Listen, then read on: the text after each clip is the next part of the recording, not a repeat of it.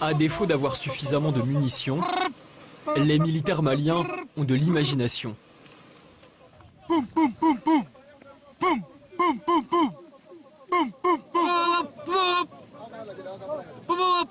Ils font semblant comme s'il y a un objectif ennemi devant. Yop tout le monde, c'est Jericho, j'espère que vous allez bien les amis, j'espère que vous êtes en forme pour ma part, ça va nickel. On se retrouve aujourd'hui les amis pour une toute nouvelle vidéo et j'espère sincèrement que celle-ci vous plaira. Bon, ces trucs là il est pas fait pour moi sérieusement parce que j'ai pas une tête à casque militaire, mais ça cache un tout petit peu ma calvitie, tu vois ce que je veux dire. Les amis, on va découvrir aujourd'hui les armées les plus nulles ou les plus faibles du monde. Certainement vous avez l'habitude de voir les armées les plus puissants du monde, comme les États-Unis, la France, l'Israël, la Chine, la Russie, l'Italie, tu vois ce que je veux dire. Mais est-ce que vous avez pensé de voir, enfin, ou même de découvrir les armées les plus nulles ou les plus faibles du monde? Vous allez découvrir même dans la vidéo des États ou même des pays que vous ne connaissez même pas, c'est la première fois que vous entendez parler d'eux. Et il y a des pays qui ont 0 soldats, et oui, ils sont obligés d'appeler les pays voisins justement pour se faire protéger. Je compte sur vous les amis pour partager au maximum cette vidéo, de mettre un bon petit pouce bleu, c'est la récompense. Sur ce, bon visionnage à tous et à toutes. Au Panama, il n'y a pas de force armée, il existe seulement une force de défense publique. En février 1990, le gouvernement a aboli l'armée du Panama et a réformé les capacités de défense par la création d'une force publique de défense. En 1994, l'Assemblée parlementaire du Panama a approuvé l'interdiction d'une force militaire, mais a autorisé temporairement la création d'une force spéciale de police en cas d'agression extérieure. Celle-ci comporte les unités de la police nationale, des unités aériennes et des unités maritimes. Suite à des altercations entre la force publique et les rebelles FARC à la frontière avec la Colombie, une décision a été annoncée en 2008 de réorganiser les forces en service national des frontières et un service national air-mer. L'ensemble des forces se compose d'un total de plus ou moins 11 700 personnes. L'île Maurice est plus connue pour ses plages et palmiers que son armée. Et c'est normal car ce petit pays ne possède pas d'armée. La SMF tient un rôle similaire à un corps d'infanterie et intervient souvent dans des missions de travaux civils. Les gardes côtiers ont à leur disposition 4 patrouilleurs pour des missions de secours et pour la surveillance des eaux territoriales. Un escadron d'hélicoptères composé de 100 membres est aussi disponible pour les missions de secours. Il existe aussi une unité spéciale anti-émeute composée de 270 membres. L'armée nationale gambienne compte approximativement 5000 hommes. Elle est constituée de plusieurs bataillons d'infanterie, d'une garde nationale et d'une marine. Toutes ces composantes sont sous la direction du département d'État pour la défense, actuellement détenu par le président Yahya Jammeh. Avant le coup d'État de 1994, perpétré par le capitaine Jammeh, l'armée gambienne recevait l'assistance technique ainsi qu'une assistance pour l'entraînement des États-Unis, de la Chine, du Nigeria et de la Turquie. Avec le retrait des majorités des CZ, l'armée a reçu une assistance renouvelée de la Turquie, du Pakistan et de Taïwan, ainsi qu'une assistance nouvelle de la Libye et des autres États. Le Pakistan a envoyé une équipe de conseil pendant près d'1 an et demi composée d'un brigadier, d'un capitaine de la marine et d'un capitaine de l'armée. La Royal Antigua and Barbuda Defense Forces est l'armée d'Antigua et Barbuda. Elle assure différents rôles comme la sécurité intérieure, la lutte contre le trafic de drogue, les cérémonies officielles, l'aide aux programmes gouvernementaux, l'aide lors des catastrophes naturelles, le maintien de l'ordre en coopération avec la police, etc.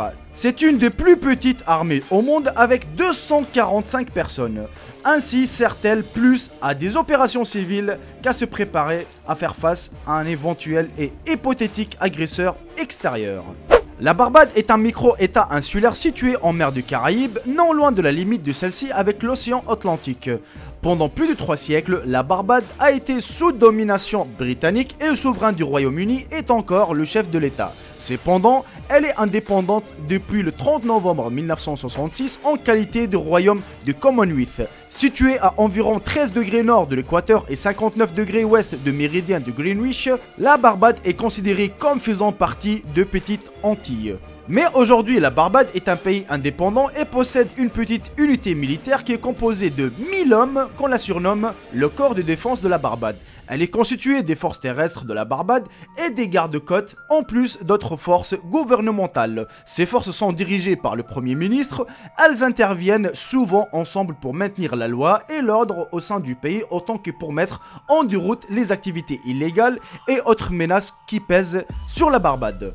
Avec le soutien du système de sécurité régional des Caraïbes orientales, la Barbade a une structure pouvant lui fournir des forces supplémentaires provenant des autres États de la région, voire dans les cas les plus graves de la communauté internationale.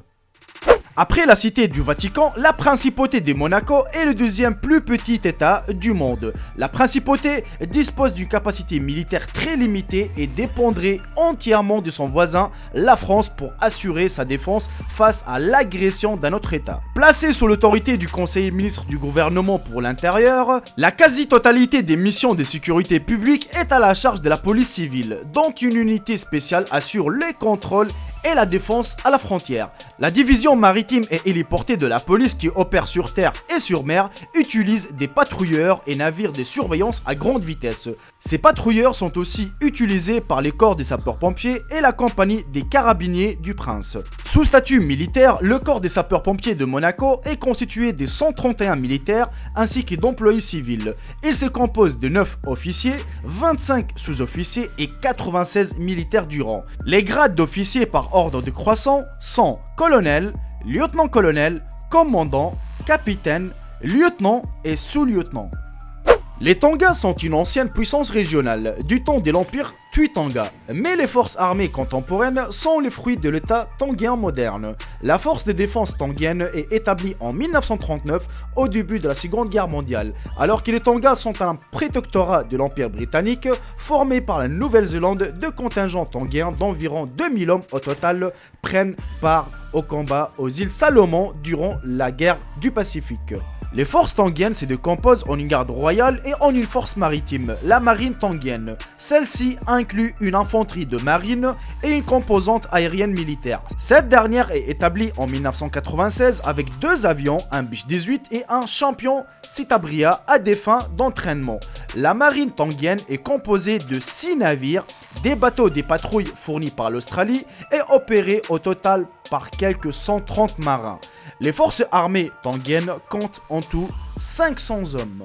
La République islandaise ne possède pas d'armée. La défense islandaise est assurée par les États-Unis. Le pays a également des accords avec l'armée norvégienne, l'armée danoise et d'autres membres de l'OTAN pour sa sécurité intérieure. L'Islande fait partie de l'OTAN et participe également à son état-major. La défense de l'île était auparavant assurée par une présence des forces armées des États-Unis qui depuis 1951 étaient sur la base de Keflavik. En 2006, toutefois, le gouvernement des États-Unis a fait part au gouvernement islandais de son intention de réduire de façon très importante sa présence militaire en Islande. En effet, depuis la fin de la guerre froide, l'île n'a plus la même valeur stratégique. Le 30 septembre 2006, le dernier soldat américain quitte la base de Keflavik.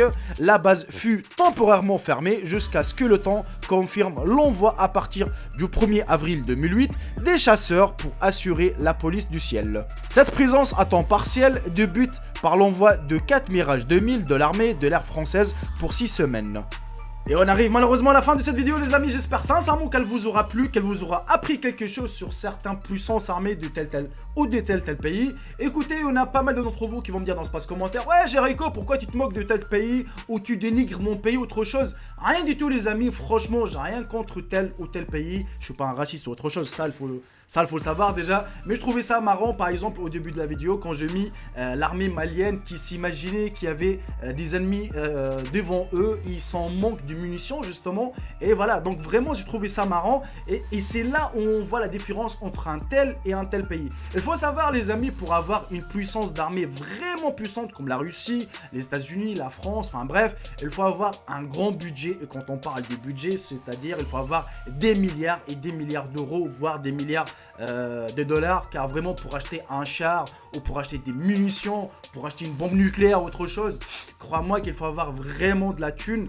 Et c'est dommage, il y a certains pays qui n'arrivent même pas vraiment à faire déjà une armée comme comme certains pays, comme vous allez voir, comme la Tonga ou autre chose. Voilà, donc ils sont obligés d'appeler vraiment les forces spéciales ou même l'armée des pays voisins, justement pour se faire protéger. Et ça, on trouve ça dommage, hein, vraiment, parce qu'il y a des pays qui sont riches, il y a des pays qui sont pauvres, qui n'ont rien du tout. D'ailleurs, même chez nous, en Tunisie, si je vous parle de la Tunisie, bon, certainement, voilà, on a une petite puissance, hein, c'est pas vraiment une puissance de ouf, mais c'est une puissance 10e arabe d'ailleurs, si vous voulez savoir.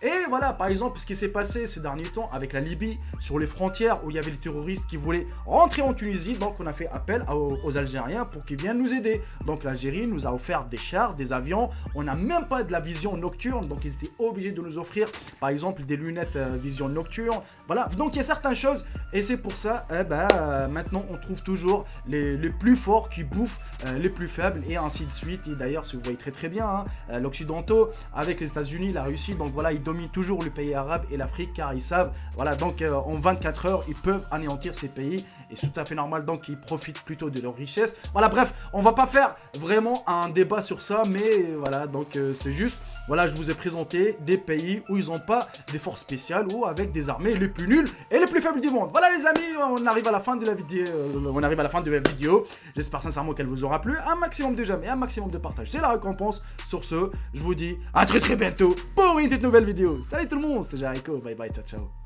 Je vous aime tous mes frères et sœurs.